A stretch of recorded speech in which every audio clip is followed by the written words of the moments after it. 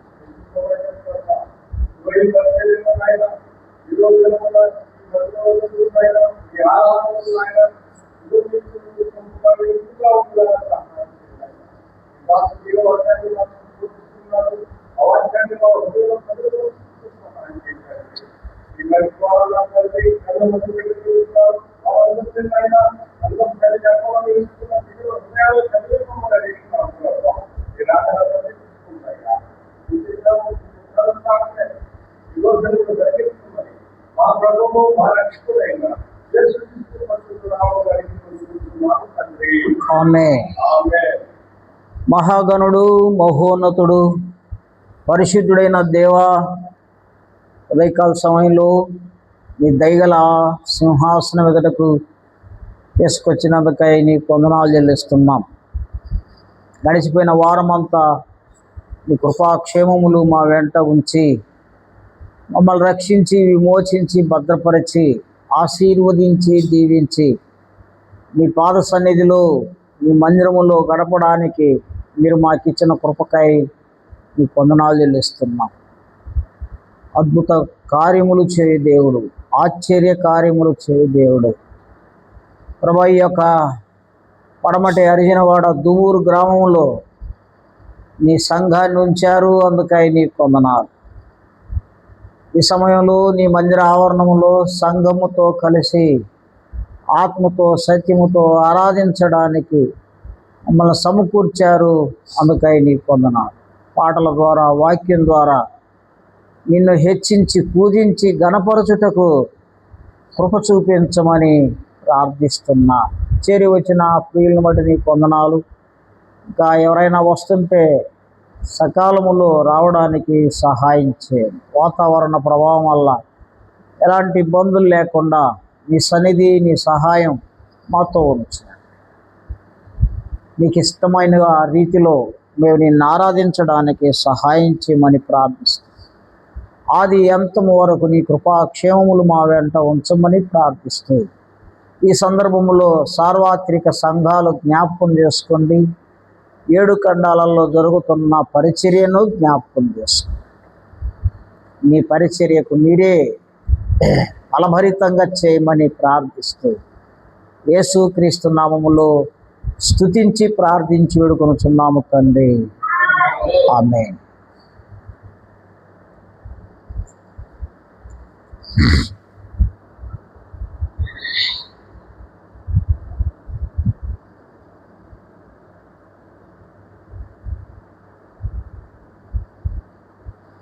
పాట సంఖ్య 208 లేక 206. నమ్మకమైన నా ప్రభు నిన్ను నే స్తుతింతును అనే పాడదాం.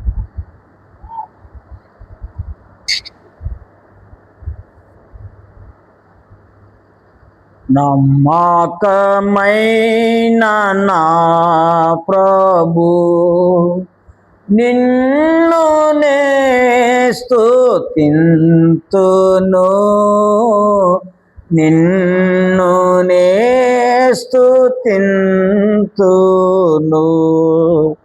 నమ్మకమైన నా ప్రభు కరుణతోడ పిల్చియు స్థిరపరచి కాపాడినా, స్థిరపరచి కాపాడినా.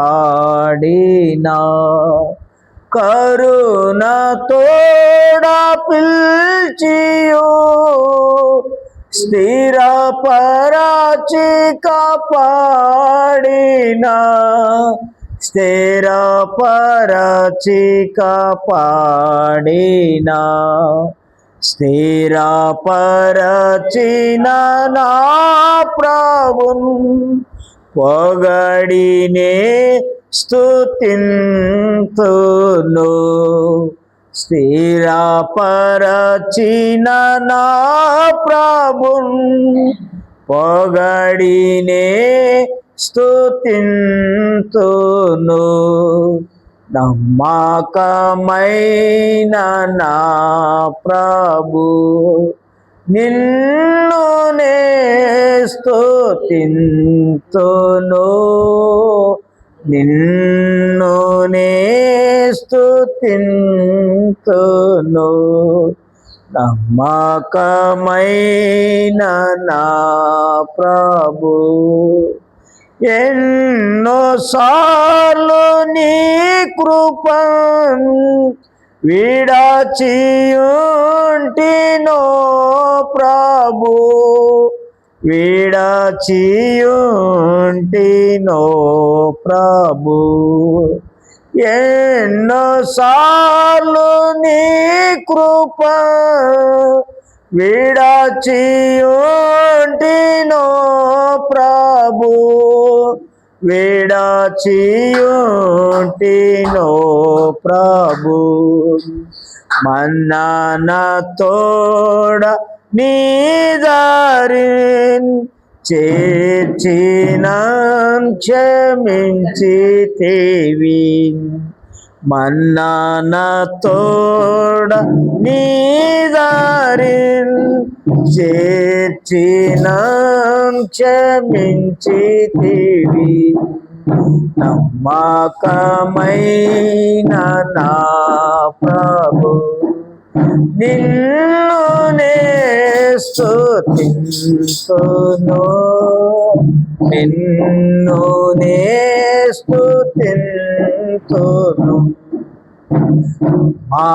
నమ్మకమైన నా ప్రభు కృంగియుండు వేళలో పైకి లేవనెత్తితివి, పైకి లేవనెత్తితివి. కృంగియుండు వేళలో పైకి లేవనెత్తితివి, పైకి లేవనెత్తితివి. భంగపర్చు సైతాను గెల్చి విజయమిచ్చితివి. భంగపరచు సైతాను గెల్చి విజయ ఇచ్చితివి. నమ్మకమైన నా ప్రభు నిన్ను నే స్తుతింతును, నిన్ను నే స్తుతింతును. నమ్మకమైన నా ప్రభు నాకాశయశీలమై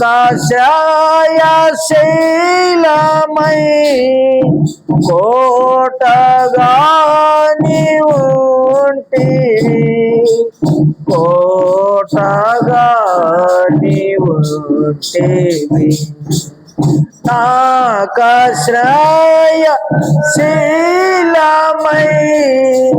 కోటగా నీవు ఉంటివి, కోటగా నీవు ఉంటివి. ప్రాకారంపు ఇంటివై నన్ను దాచి ఉంచితివి, ప్రాకారంపు ఇంటివై నన్ను దాచి ఉంచితివి. నమ్మకమైన నా ప్రభు నిన్ను నే స్తుతింతును, నిన్ను నే స్తుతింతును. నమ్మకమైన నా ప్రభు సత్య సాక్షివై ఉండి నమ్మదగిన వాడవై, నమ్మదగిన వాడవై. సత్య సాక్షివై ఉండి నమ్మదగిన వాడవై, నమ్మదగిన వాడవై. చూడవు మా దేవుడా ఆమెనంచు పాడేదా, చూడవు మా దేవుడా ఆమెనంచు పాడేదా. నమ్మకమైన నా ప్రభు నిన్ను నే స్తుతింతును, నిన్ను నే స్తుతింతును. నమ్మకమైన నా ప్రభు.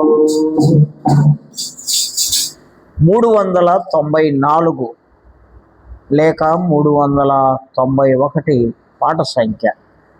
యేసు ప్రభువే నీకు రక్షణనిచ్చును అని.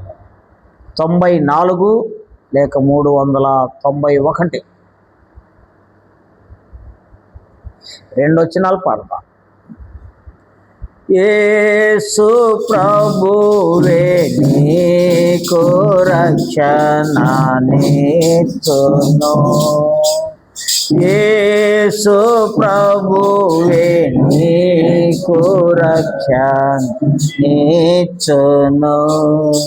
ఇంత గొప్ప రక్షణ నిర్లక్ష్య పెట్టకు. ఇంత గొప్ప రక్షణ నిర్లక్ష్య పెట్టకు. యేసు ప్రభువే నీకు రక్షణనిచ్చును. యేసు ప్రభువే నీకు రక్షణనిచ్చును. మృతియే పాపపు జీవము, ప్రభుని వరము జీవము.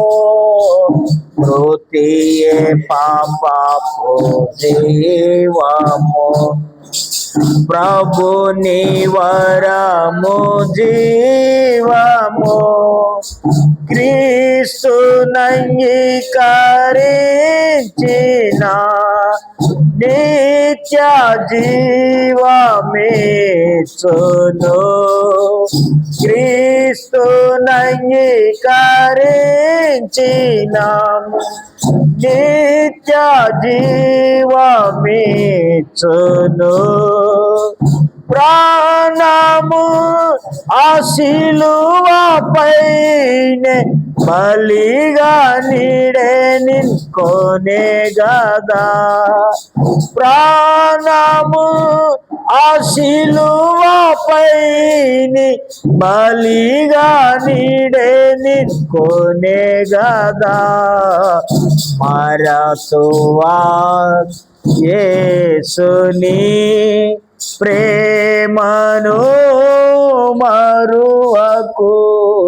మరతువా యేసుని ప్రేమను మరువకు. యేసు ప్రభువే నీకు రక్షణనిచ్చును. యేసు ప్రభువే నీకు రక్షణనిచ్చును. కంటికి కనబడనివెన్నో, చెవికి వినబడనివెన్నో. కంటికి కనబడనివెన్నో, చెవికి వినబడనివెన్నో. గ్రహింప శక్యము కానివి నీకై సిద్ధపరచెను. గ్రహింప శక్యము కానివి నీకై సిద్ధపడెను. ప్రాణము ఆ శిలువపైనే బలిగా నేడే నిన్కొనే గదా. ప్రాణము ఆ శిలువపైని బలిగా నీడే నిన్కొనే గదా. వేడ చెవిన్ పెట్టకు యేసుని మాటను. వేడ చెవిన్ పెట్టకు యేసుని మాటను. యేసు ప్రభువే నీకు రక్షణనిచ్చును. యేసు ప్రభువే నీకు రక్షణనిచ్చును. ఇంత గొప్ప రక్షణ నిర్లక్ష్య పెట్టకు. ఇంత గొప్ప రక్షణ నిర్లక్ష్య పెట్టకు. యేసు ప్రభువే నీకు రక్షణ ఇచ్చును. యేసు ప్రభువే నీకు రక్షణ ఇచ్చును.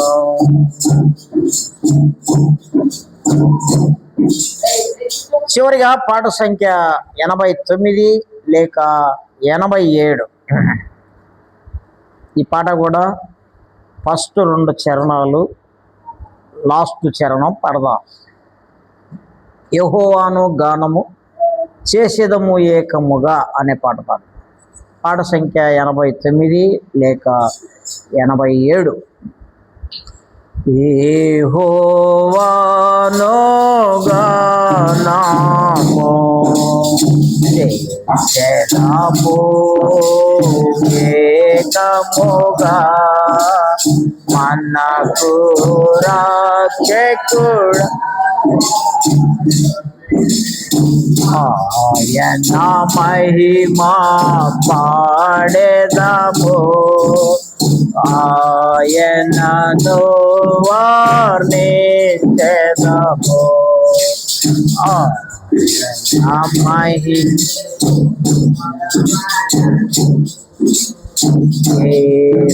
యెహోవాను గానము ఉద్దాశూరుడే యెహోవా నా బలము నా గానము. యోద్ధాశూరుడే యెహోవా నా బలము నా గానము. నా పితరులా దేవుడు ఆయన పేరు యెహోవా. నా పితరులా దేవుడు ఆయన యెహోవా. యెహోవాను గానము వారు రథముల సేనలను తన శ్రేష్ఠాధిపతులను వారు రథముల తన శ్రేష్ఠాధిపతులను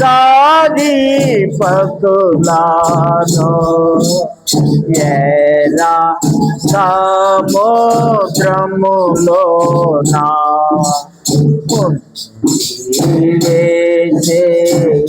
యెహోవా.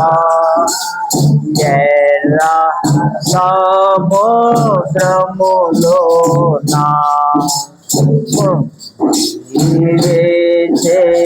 యెహోవా. యెహోవాను గానము చేసేదము ఏకముగా మనకు రక్షకుడాయనే. ఆయన మహిమా పాడెదము. ఆయనను వర్ణించెదము. ఆయనే దేవుడు మనకు యెహోవాను గానము.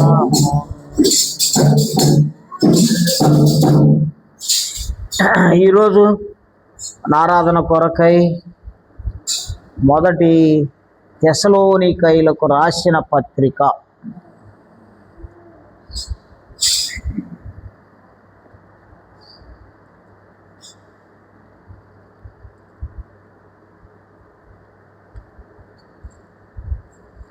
పరిశుద్ధ గ్రంథమైన బైబిల్లో నుండి మొదటి తెస్సలోనికైలకు రాసిన పత్రిక మొదటి అధ్యాయం 4-5 వచనాలు చదువుకుందాం.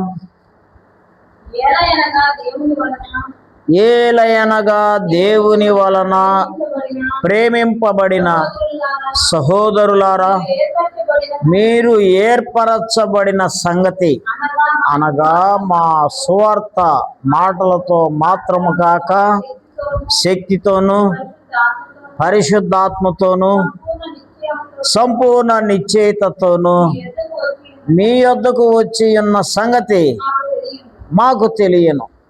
మీ నిమిత్తం మేము మీ ఎడల ఎట్టివారమై ఉంటిమో మీరెరుగుదురు. చాలు ప్రార్థన చేసుకొని దేవుని మాటల్లో విందాం. కృపా కనికరము కలిగిన దేవా, ఉదయకాల సమయంలో నిన్ను గురించి పాడుకోవడానికి మాకిచ్చిన గొప్ప ధన్యతను బట్టి నీకు వందనాలు చెల్లిస్తున్నాం. నీ పరిశుద్ధ గ్రంథమైన బైబిల్లో నుండి నీ మాటలు విని మేము ఆరాధించాలని ఇష్టపడుతూ ఉండగా నీ కృప నీ కనికరం మాతో ఉంచండి. మాతో మాట్లాడండి. మీ సన్నిధి మాతో ఉంచండి. మీ ఆత్మ సంచారం దయచేయండి. మేమందరం ఆత్మపూర్ణులమయ్యి నిన్ను ఆత్మ ఆవేశం వలన నిన్ను ఆరాధించడానికి కృప చూపించమని ప్రార్థిస్తూ యేసుక్రీస్తు నామములో స్తుతించి మరి ప్రార్థించి వేడుకొనుచున్నాము తండ్రి. ఆమేన్. ఈ దినం దేవుణ్ణి ఆరాధించడానికి చేరి వచ్చిన మనం దేవుని మాటలు విని దేవునికి మనకు ఎలాంటి సంబంధం ఉందో, దేవుడు మన జీవితంలో ఏమి చేశాడు అని గ్రహించి దాన్ని బట్టి మనం దేవుణ్ణి ఆరాధించాలి. తెస్సలోనికైలకు అపోస్తుడైన పౌలు రాసిన పత్రిక. ఈ పత్రికలో తెస్సలోనికయ సంఘానికి పౌలు రాస్తూ ఉన్నాడు. ఏమని రాస్తున్నాడు? ఏలయనగా దేవుని వలన ప్రేమింపబడిన సహోదరులారా. ఎవరు ప్రేమించాడు మనల్ని? దేవుడు ప్రేమించాడు. మానవులు ప్రేమించలే. దేవుడు ప్రేమించాడు. ఎంత గొప్ప ధన్యులము, ఎంత గొప్ప భాగ్యులము. కాబట్టి దేవుడు మనల్ని ప్రేమించాడు. దేవుని ప్రేమ మానవునిలో ఏమీ చూడలే. దేవుని ప్రేమ మానవునిలో ఏ మంచి లక్షణము చూడలే. అయితే దేవుడు మనలో ఏ మంచితనము లేకపోయినా కూడా ఆయన మనలను ప్రేమించాడు. ఎవరైనా ఒక తల్లిదండ్రులు పిల్లల్ని ప్రేమించాలి అంటే వాళ్ళలో మంచి పనులు ఉండాలి. భార్యాభర్తలు ఒకరిని ఒకరు ప్రేమించుకోవాలి అంటే వారిలో మంచి పనులు ఉండాలి.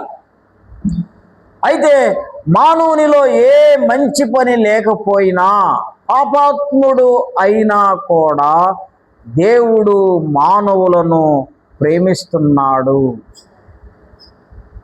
కాబట్టి దేవుని ప్రేమ మానవులకు అత్యున్నతంగా ఉంది. ఆ ప్రేమ ఎలా చూపించాడంటే మానవుల కొరకు ప్రాణం పెట్టాడు ఆయన. మానవుల కొరకు పాపము నుండి విడిపించి పరిశుద్ధులుగా పవిత్రులుగా చేయడానికి ఆయన ప్రాణం పెట్టి సమాధి చేయబడి ఆయన తిరిగి లేచాడు. కాబట్టి పౌలు రాస్తున్నాడు, ఏలయనగా దేవుని వలన ప్రేమింపబడిన సహోదరులారా. రెండవది అంటాడు, మీరు ఏర్పరచబడిన సంగతి అనగా మా సువార్త. ఏండి సువార్త చాటిస్తే మానవులను దేవుడు రక్షిస్తున్నాడు. సువార్త విని, సువార్త అనే వెర్రితనము ద్వారా మానవులను దేవుడు రక్షిస్తూ ఉన్నాడు. కాబట్టి ఇక్కడ అంటున్నాడు, మా సువార్త వలన మీరు దేవుని చేత ఏర్పరచబడిన వారు. దేవుడు మనల్ని ప్రేమించి ఆయన ఏం చేశాడంట? ఏర్పరచుకున్నాడు. ఏర్పాటు. ఏదైనా ఒక ఉద్యోగం కొరకు ఒక వ్యక్తిని ఏర్పరుస్తారు, సెలెక్ట్ చేస్తారు. ఏమంటే అయితే మనలను దేవుడు ఏర్పరచుకున్నాడు. దేవుని ప్రజలుగా ఉండడానికి, పరలోక పౌరులుగా ఉండడానికి దేవుడు మనలను ఏర్పరచుకున్నాడు. ఎప్పుడు ఏర్పరచుకున్నాడు? ఎఫెసీ పత్రికలో రాయబడి ఉంది, జగత్తు పునాదులు వేయబడక మునుపే దేవుడు మనలను ఏర్పరచుకున్నాడు. ప్రేమించాడు, ఏర్పరచుకున్నాడు. దానికి మనం ఏమండి, పాపులమైన మనం ఆ భాగ్యం పొందాం. దేవుని చేత ప్రేమించబడి ఏర్పరచబడము అంటే అది సామాన్యమైన విషయం కాదు, సామాన్యమైన విషయం. కాబట్టి దీన్ని బట్టి మనం దేవుణ్ణి ఆరాధించాలి, దేవుణ్ణి ఆరాధించాలి. చూడండి ఎలా ఏర్పరచుకున్నాడు. రోమాపత్రిక 8వ అధ్యాయం, రోమాపత్రిక 8వ అధ్యాయం 29వ వచనం, 30వ వచనం. మరియు ఎవరిని ముందుగా నిర్ణయించానో వారిని పిలిచాను, ఎవరిని పిలిచానో వారిని నీతిమంతులుగా తీర్చాను, ఎవరిని నీతిమంతులుగా తీర్చానో వారిని మహిమపరచాను. ఏమంటున్నాడు ఇక్కడ భక్తుడు? మరియు ఎవరిని ముందుగా నిర్ణయించానో. నిర్ణయం. దేవుడు మనల్ని ప్రేమించి మనలను తన బిడ్డలుగా ఉంచుకోవడానికి నిర్ణయించుకున్నాడు ముందుగా. ఎవరిని నిర్ణయించానో వారిని పిలిచాడంట. ఎవరిని పిలిచానో వారిని నీతిమంతులుగా తీర్చెను. ఎందుకు దేవుడు మనల్ని నీతిమంతులుగా తీర్చాడు? ఏమండి, ఎవరిని నీతిమంతులుగా తీర్చానో వారిని మహిమపరిచాను.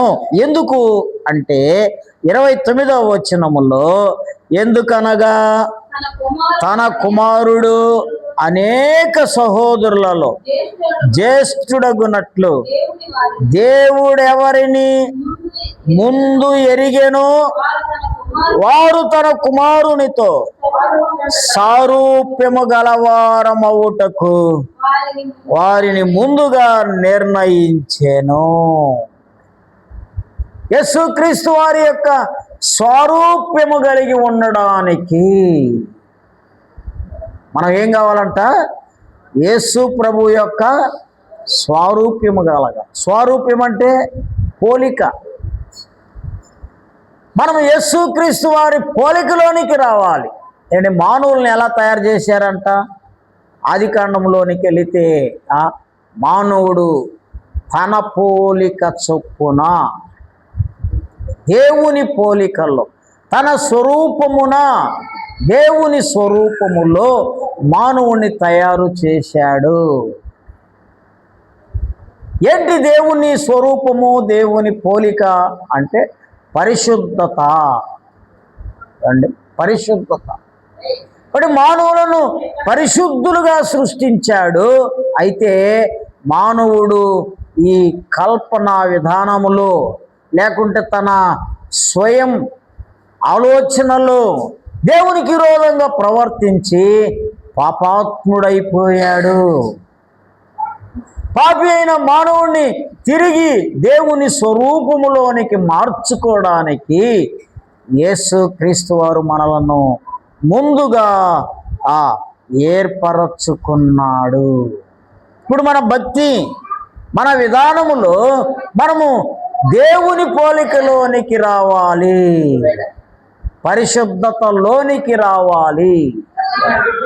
దేవుని పోలిక అంటే ఏంటి? పరిశుద్ధతలోనికి రావాలి.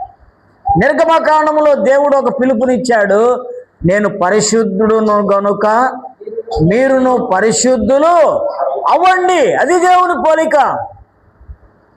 నేను పరిశుద్ధుడును గనుక మీరును పరిశుద్ధులవ్వండి. కాబట్టి మనం అనుదినము దేవుని దగ్గరకు వచ్చుట ద్వారా, అనుదినము దేవుని యందు విశ్వాసం ఉంచుట ద్వారా, అనుదినము మనము దేవుని పోలికలోనికి రావాలి, పరిశుద్ధ అనుభవంలోనికి రావాలి, పవిత్రమైన జీవితంలో జీవించాలి. ఏమండి, అందుకే దేవుణ్ణి నమ్మాలి. పాపము నుండి విడిపింపబడడానికే దేవుణ్ణి నమ్మాలి. పాపము నుండి విడిపింపబడితే అప్పుడే దేవుడు మనలను ఆశీర్వదిస్తాడు. పాపములో కొనసాగుతూ, పాపములో సంతోషిస్తూ, పాపములో జీవిస్తూ ఉంటే దేవుని ఆశీర్వాదాలు రావు. కాబట్టి మనం పైకి భక్తిగా కనపడి ఆ భక్తి యొక్క శక్తిని ఆశ్రయించలేకపోతే మనం దేవుని చేత ఆశీర్వదించబడలేము. కాబట్టి మొట్టమొదటిగా దేవుని వలన ప్రేమింపబడిన సహోదరులారా, మీరు ఏర్పరచబడిన వారు, దేవుని చేత ఏర్పరచబడిన ఒక జనం, ఒక ప్రత్యేకమైన జనం, పరిశుద్ధమైన జనం, పవిత్రమైన జనం. దేవుని కొరకు భూమి మీద ఒక జనాన్ని ఏర్పరుచుకున్నాడు. రెండవది చూద్దాం, 2వ తెస్సలోనికైలకు రాసిన పత్రిక. ఏమండి, 2వ తెస్సలోనికైలకు రాసిన పత్రిక 2వ అధ్యాయం 13వ వచనం.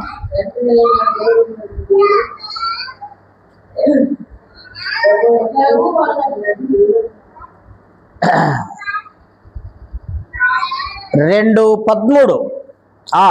ప్రభువు వలన ప్రేమింపబడిన సహోదరులారా, ఆత్మ మిమ్మును పరిశుద్ధపరచుట వలనను, మీరు సత్యమును నమ్ముట వలనను రక్షణ పొందుటకు దేవుడు ఆది నుండి మిమ్మును ఏర్పరచుకొనెను గనుక మేము మిమ్మును బట్టి ఎల్లప్పుడూ దేవునికి కృతజ్ఞతాస్తుతులు చెల్లింప బద్ధులమై ఉన్నాము. అలా చూస్తున్నాడు ఇక్కడ, ప్రభువు వలన ప్రేమింపబడిన సహోదరులారా. ప్రభువు వలన, కాబట్టి ఇందాక దేవుని వలన ప్రేమింపబడిన సహోదరులారా అన్నారు, ఇప్పుడు ప్రభు వలన ప్రేమింపబడిన సహోదరులారా. ప్రభు అంటే దేవుడు అని అర్థం. ప్రభు అంటే ఎవరు? దేవుడు. ఆత్మ మిమ్మును పరిశుద్ధపరచుట వలనను, ఆత్మ మనల్ని ఏం చేస్తుందంట? పరిశుద్ధపరచు. ఇప్పుడు ముగ్గురు వచ్చేసారు. ఇందాక దేవుడు అన్నాడు, ఇప్పుడు ప్రభువు అన్నాడు. ఆత్మ మిమ్మలను పరిశుద్ధపరచుట వలనను. ఆత్మ మనల్ని ఎలా పరిశుద్ధపరచద్ది? ఏమండి, మన పాపంలో ఉంటే, దేవునికి విరోధమైన పని చేస్తుంటే, దేవునికి విరోధంగా ప్రవర్తిస్తూ ఉంటే ఆత్మ మనల్ని ఏం చెప్పొద్దంటే, ఇది చేయబాకు అని చెప్తూ ఉంటుంది, ఇది మంచిది కాదు అని చెప్తూ ఉంటుంది, ఇలా చేయకూడదు అని చెప్తూ ఉన్నప్పుడు ఆ ఆత్మకు లోబడాలి. ఆత్మకి ఏం చేయాలి? లోబడాలి. మన ఆత్మకు మనం లోబడడానికి మన ఆత్మకు ట్రైనింగ్ ఇవ్వాలి. మన ఆత్మకి ఏమి ఇవ్వాలా? ట్రైనింగ్. ఆత్మకి ఎలా ఇస్తాం ట్రైనింగ్? ఒక చిన్న విషయం దేవుడు చూపిస్తాడు, ఇలా అబద్ధాలు ఆడకూడదు అని చెప్తాడు. మనం ఆ ఆత్మకు లోబడితే దేవుడు ఇంకొకటి చూపిస్తాడు, ఇది కూడా చేయకూడదు అని. దానికి లోబడి మనం జాగ్రత్తగా బ్రతికితే దేవుడు ఇంకొకటి చూపిస్తాడు. అలా చూపించి చూపించి మన పాపమంతా చూపించి మన పాపమును యేసు రక్తముతో కడిగి పవిత్రులుగా చేస్తుంది. ఇది దినదినం దినదినం దినదినం మనల్ని మనం దేవుని కొరకు అర్పించుకొనుట ద్వారా దేవుడు మనల్ని పవిత్రపరుస్తాడు. ఆత్మను చంపేసి ఆత్మ చెప్తున్నా కూడా మనం లోబడకుండా, దేవుని యందు విశ్వాసం ఉంచకుండా మనకిష్టం వచ్చినట్లు మనం జీవిస్తూ ఉంటే ఆత్మ ఇంక చెప్పదు, కొంతకాలం చెప్పి ఆత్మ ఇంకేం చెప్పొద్ది, ఇంకా చెప్పదు, ఆత్మ దూరం అయిపోదు.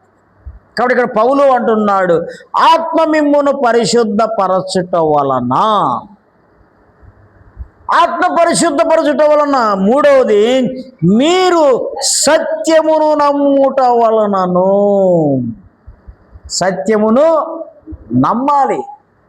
ఎవరు సత్యం? యేసుక్రీస్తు. ఆయన అన్నాడు, నేనే సత్యం అన్నాడు. ఏమండి, దేవుడు సత్యం. ఆయన అబద్ధమాడుటకు యెహోవా నరుడు కాడు అంటాడు. కాబట్టి దేవుడు అబద్ధమాడడు, కాబట్టి ఆయన సత్యం. కాబట్టి మనము సత్యమును నమ్మాలి, దేవుని నమ్మాలి. సత్యమును నమ్ముట వలనను రక్షణ పొందుటకు దేవుడు ఆది నుండి మిమ్మును అందుకు ఏర్పరచుకున్నది. సత్యమును నమ్మాలి, ఆత్మ పవిత్రపరచాలి, దేవుడు ప్రేమించాలి. ఏమండి, అందుకు దేవుడు మిమ్మలను ఏర్పరచుకున్నాడు. దేవుడు మనల్ని ఎందుకు ఏర్పరచుకున్నాడు అంటే, మనం ఒక సత్యములోనికి రావాలి. సత్యములోనికి వచ్చినట్లే కనబడుతూ దేవునికి విరోధంగా ప్రవర్తించే క్రైస్తవులు ఈ రోజుల్లో ఎక్కువైపోయారు. ఏమండి, దేవుని నమ్మినారు, పాపము నుండి విడిపింపబడడంలే. దేవుని నమ్మారు, పరిశుద్ధమైన జీవితం జీవించడంలే, యాక్టింగ్ చేస్తున్నారు. పరిశుద్ధులైనట్లుగా యాక్టింగ్ చేస్తున్నారు. కాబట్టి మనం చూస్తూ ఉన్నది, ఏలయనగా దేవుని వలన ప్రేమింపబడిన సహోదరులారా, మిమ్మును ఏర్పరచబడిన సంగతి నిజం. ఎందుకు ఏర్పరచాడు? మనం పరిశుద్ధులమవ్వడానికి, మనం యేసుక్రీస్తు వారి స్వరూప్యములోనికి మారడానికి. ఆత్మ మనలను పరిశుద్ధపరుస్తూ సత్యమును నమ్మడానికి. సత్యమును, దేవుని నమ్మడానికి. నమ్మావు దేవుణ్ణి? నమ్మావు. నమ్మడం అంటే ఎట్లా తెలుసునా? సంపూర్ణంగా దేవుని మీద విశ్వాసం ఉంచాలి. ఇక్కడ కుర్చీ వేశారు, ఈ కుర్చీ ఎలా ఉందో నాకు తెలియదు, నేను వచ్చి కూర్చున్నా. కుర్చీ బాగుంటే కూర్చున్నావు, ఒకవేళ ఇరిగిపోయి ఉంటే. నమ్మకత్వం అంటే ఏంటంటే అది బాగుంది అని కూర్చున్నాం. అలాగనే దేవుణ్ణి కూడా విశ్వాసం ఉంచడము అంటే సంపూర్ణంగా ప్రతి విషయములో దేవుని మీద ఆధారపడటం. ప్రతి విషయములో దేవుని మీద ఆధారపడటం. మళ్ళా చూద్దాం, 2 తెస్సలోనికైలకు రాసిన పత్రిక 2వ అధ్యాయం 14వ వచనం. మీరిలాగున రక్షింపబడి మన ప్రభు అయిన యేసుక్రీస్తు వారి యొక్క మహిమను పొందాలని ఆయన మా సువార్త వలన మిమ్మల్ని ఏం చేశాడు? పిలిచాను. మళ్ళీ ఇక్కడ ఏమంటున్నాడు? పిలిచాడు. మీరిలాగున రక్షింపబడి. రక్షణ ఏంటి? రక్షణ పాపము నుండి విడిపింపబడమే రక్షణ. పాపము నుండి విడిపింపబడాలి, అది రక్షణ. కాబట్టి మీరిలాగున రక్షింపబడి యేసుక్రీస్తు యొక్క మహిమ పొందాలి. యేసుక్రీస్తు మహిమ పొందాలి. మీరు కొంతమంది పాటలు పాడితే ఈ పాట పాడినందుకు దేవుని మహిమపరచాలి. పాట పాడినందుకు దేవుని మహిమ ఎట్లా వస్తుంది? ఏమండి, ఆ ప్రార్థన నువ్వు ఆలోచిస్తూ అనుభవిస్తూ పరిశుద్ధమైన జీవితం జీవిస్తూ ఉంటే దేవుడు మహిమ పొందుతాడు. అంటే నీకు ఇష్టం వచ్చినట్టు నువ్వు తిరిగి నీకు ఇష్టం వచ్చినట్లు నువ్వు ప్రవర్తించి పాడబాడితే దేవునికి మహిమ రాదు, అవమానం వస్తుంది, దేవునికి అవమానం వస్తుంది. కాబట్టి దేవుని మహిమ మనం పొందాలి అంటే ఏంటి? దేవుని మహిమ అంటే మనం పరిశుద్ధులం అవ్వడమే మహిమ. ఈ మహిమ ఎవరికి అర్థం కాదు. మానవుడు దేవునికి విరోధంగా ప్రవర్తిస్తూ ఉన్నాడు. ఆ ప్రవర్తన నుండి పవిత్రమైన జీవితం జీవించడమే దేవుని మహిమ. మనం చూస్తారు చాలామంది ప్రజలు, అరే అబ్బాయి దేవుని నమ్మినప్పటి నుంచి మారిపోయాడు రా, అది దేవుని మహిమ. లోకంలో ఎవరు మారరు, పరిశుద్ధులు అవ్వడానికి ఎవరు ఇష్టపడరు, ఎవరు కాలేరు కూడా. అండి పరిశుద్ధులు అవ్వడానికి మానవులు ఎన్నెన్నో ప్రయత్నాలు చేస్తున్నారు, జపములు చేస్తున్నారు, తపములు చేస్తున్నారు, కొండలు ఎక్కుతున్నారు, లోయలు దిగుతున్నారు, ఎంతెంతో ఖర్చు పెట్టుకుంటున్నారు, ఉపవాసాలు ఉంటున్నారు. మారుతున్నారా? ఆ మహిమ వారిలోకి పోలేదు కాబట్టి వాళ్ళు మారరు.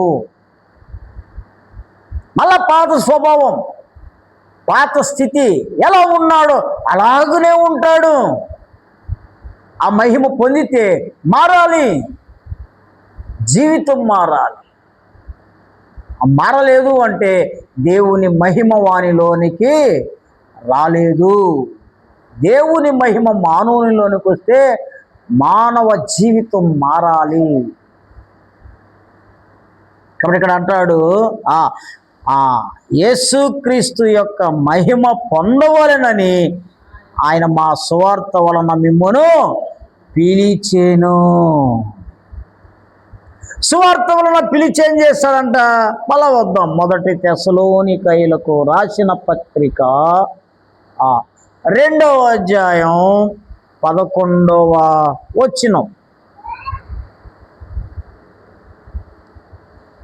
2:11 చదవండి. తన రాజ్యమునకును మహిమకును మిమ్మును పిలుచుచున్న దేవునికి తగినట్టుగా మీరు నడుచుకొనవలెనని మేము మీలో ప్రతివానిని హెచ్చరించుచు, ధైర్యపరచుచు, సాక్ష్యమిచ్చుచు, తండ్రి తన బిడ్డల ఎడల నడుచుకొను రీతిగా మీలో ప్రతివాని ఎడల మేమును నడుచుకుంటామని మీకు తెలియను. ఏమంటున్నాడు ఇక్కడ? తన రాజ్యమునకు మహిమకు మిమ్మును పిలుచుచున్న దేవునికి తగినట్టుగా మీరు నడుచుకోవాలి. దేవునికి తగినట్టుగా నడుచుకోవాలి. ఎందుకు దేవుడు మనల్ని పిలిచాడు అంటే దేవుని రాజ్య వారసులు అవ్వడానికి. కొంతకాలమైన తర్వాత ఈ రాజ్యాలు పోతాయి. పేతురు పత్రికలో రాయబడిన రీతిగా పంచభూతములు మహావేంద్రముతో లయము కాబోతున్నాయి. ఈ సృష్టి అంతా పతనం కాబోతుంది. ఏమండి, ఇప్పుడే కొంతమంది అంటున్నారు సృష్టి మొత్తం నాశనం కాబోతుంది. ఏమంటారు దాన్ని? యుగాంతం జరగబోతుంది. అయితే ఒక దినం వస్తుంది, దేవుని రాజ్యం వస్తుంది. ఆ రాజ్యానికి మనం వారసులము కావడానికి దేవుడు మనల్ని పిలిచాడు, దేవుడు మనలను ఏర్పరచుకున్నాడు, దేవుడు మనలను రక్షిస్తూ ఆయన భద్రపరుస్తూ ఉన్నాడు. దేవుని రాజ్యమునకు వారసులు అవడానికి తన మహిమకు మిమ్మును పిలుచుచున్న దేవునికి తగినట్టుగా నడుచుకోండి. ఎట్లా నడుచుకోవాలంట? దేవునికి తగినట్లుగా. ఎట్లా దేవునికి తగినట్లుగా నడుచుకోవడం? యథార్థమైన జీవితం, పరిశుద్ధమైన జీవితం, పవిత్రమైన జీవితం మనం జీవిస్తూ ఉంటే ఆ యథార్థత దేవుడు చూసి మనలను తన రాజ్యానికి తీసుకుంటాడు, ఆ రాజ్య వారసులుగా చేసుకుంటాడు. ఏమండి, ఇది గొప్ప సత్యం, గొప్ప సత్యం. నమ్మినా నమ్మకపోయినా ఇది గొప్ప సత్యం. ఇప్పుడు దేవుని రాజ్యములో, పరిశుద్ధమైన రాజ్యములో మనమందరం పరిశుద్ధులముగా జీవిస్తాము. కాబట్టి ఆ రాజ్యానికి నీవు వారసుడు అవ్వడానికి దేవుడు నిన్ను ఏర్పరచుకున్నాడు, రక్షించాడు, విమోచించాడు, పిలిచాడు. దానికి తగినట్లుగా మనం నడుచుకోవాలి. దేవుని రాజ్యానికి తగినట్లుగా నడుచుకోవడం అంటే ఈ భూమి మీద యథార్థమైన జీవితం జీవించాలి. అదే దేవుడు మనలో నుండి కోరుకుంటున్నాడు. సంఘం ఏం కోరుకుంటుందంటే, మా సంఘం అందరికీ కనబడాలా, మా సంఘంలో సోషల్ సర్వీస్ చేయాలా. ఏమండి, అందుకని క్రిస్మస్కి చీరలు పంచడం, గుడ్డలు పంచడం, అన్నదానం చేయడం, ఇది లోకం చేస్తుంది. వాటికంటే ముందు ఏమండి, నువ్వు పరిశుద్ధమైన జీవితం జీవించు. కాబట్టి సంఘము ఏదో చేయాలని ప్రయత్నం చేస్తుంది, కానీ దేవుడు కోరుకుంటున్నది ఏంటి అంటే, పరిశుద్ధులుగా ఉన్నారా సంఘములో ఉన్నవారు, పవిత్రంగా జీవిస్తున్నారా. సోషల్ సర్వీస్ చేయకూడదని కాదు, ఇది ముందు, అది తర్వాత. ముందు పరిశుద్ధమైన జీవితం, ఆ తర్వాత సోషల్ సర్వీస్. కాబట్టి దీన్ని జాగ్రత్తగా మనం ఆలోచించాలి, జాగ్రత్తగా దీన్ని కలిగి ఉండాలి.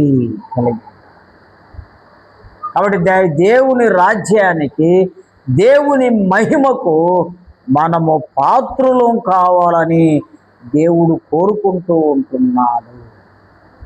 కాబట్టి ఉదయకాల సమయంలో ఈ మాటలు వింటున్న మనం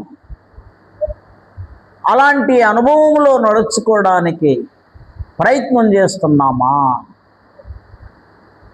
ప్రయత్నం చేయాలి. క్రైస్తవుడు యథార్థమైన జీవితం జీవించడానికి ప్రయత్నం చేయాలి. అలాంటప్పుడు ఆరాధన, నువ్వు ఆరాధించే ఆరాధన అది యథార్థమైనదిగా ఉంటుంది కదా. ఏమని రాయబడింది ఎదురుగా? దేవుడు ఆత్మ కనుక ఆయనను ఆరాధించువారు ఆత్మతోనూ సత్యముతోనూ ఆరాధించాలి. కాబట్టి నీలో ఎప్పుడు సత్యం వస్తుంది? ఎప్పుడు ఆత్మతో నువ్వు ఆరాధిస్తావంటే యథార్థమైన జీవితం జీవించినప్పుడే. యథార్థమైన జీవితం జీవించకుండా మనం అర్పించే ఆరాధన ఆయన అంగీకరించడు. మన బలి పవిత్రమైనది కాకపోతే ఆయన అంగీకరించడు. అందుకనే పాత నిబంధనలో చెప్పాడు, పొడలేనిది ఆయనకు బలి ఇవ్వాలంట. పొడలేనిది, పొడలేనిది అంటే మచ్చలేనిది. మచ్చలేనిది అంటే ఏ పాపము లేనిది. ఏ పాపము లేని యేసుక్రీస్తు వారు, పరిశుద్ధుడైన దేవుడు భూమి మీదకి మానవ రూపంలో వచ్చి మానవుని కొరకు సిలువలో మరణించాడు, సమాధి చేయబడ్డాడు, ఆయన తిరిగి లేచాడు, మరణమును జయించాడు. ఒక దినం వస్తుంది మనం కూడా మరణాన్ని జయించి పరలోక పౌరులం అవుతాము. అక్కడ పరిశుద్ధులే జీవిస్తారు, నీతిమంతులే జీవిస్తారు, పవిత్రులే జీవిస్తారు. మిగిలిన వారు ఎక్కడికి వెళ్తారు? నిత్య నరకానికి వెళ్తారు. ఇది ఒక గొప్ప సత్యం బైబిల్ గ్రంథం మనకు బోధిస్తూ ఉంది. కాబట్టి మాటలు వింటున్న మనం దేవుని యందు భయభక్తులు కలిగి జీవించాలి. ఇప్పుడు మనం ఆరాధించడానికి గల కారణాలు, దేవుడు మనలను ఏం చేశాడంట? నంబర్ 1, ప్రేమించాడు. నంబర్ 2, మనలను ఏర్పరచుకున్నాడు. ఎందుకు ఏర్పరచుకున్నాడు? ఎందుకు ప్రేమించాడంటే దేవుని తన కుమారుని యొక్క స్వరూప్యములోనికి మనం మారడానికి. రెండవది, ఆయన మనలను పిలిచాడు. ఏమండి, ఎందుకు ఆయన రాజ్యానికి మనల్ని పిలిచాడంటే ఆయన రాజ్యానికి మనలను వారసులుగా చేయడానికి. దేవుని రాజ్యానికి మనల్ని ఏం చేయడానికి? వారసులుగా. కాబట్టి మనం దేవునికి ఇష్టమైన వారముగా నడుచుకోవాలి. దేవునికి తగినట్లుగా మనం నడుచుకోవాలి. కాబట్టి ఈ మాటలు వింటున్నా నీవు అలాంటి అనుభవంలో ఉంటే దేవుణ్ణి ఆరాధించు, దేవుని స్తుతించు. నీ ఆరాధన ఆయన అంగీకరించి నిన్ను ఆశీర్వదిస్తాడు, నిన్ను దీవిస్తాడు. ఒకవేళ అలాంటి అనుభవంలో లేకపోతే ఇకనైనా యేసు దగ్గరికి రా. యేసు ప్రభువా, నేను పాపిని, నా పాపములను క్షమించి నీ రక్తంతో నన్ను కడుగు. నీవు నన్ను కూడా ప్రేమిస్తున్నావు కదా, నీ ప్రేమ నాపై చూపించి నన్ను పవిత్రుడుగా చేయని చెప్పి అడిగితే ఆయన నీతిమంతుడు, నమ్మదగిన వాడు కనుక నిన్ను పవిత్రునిగా చేస్తాడు. మోకరించి దేవుణ్ణి ఆరాధిస్తాం.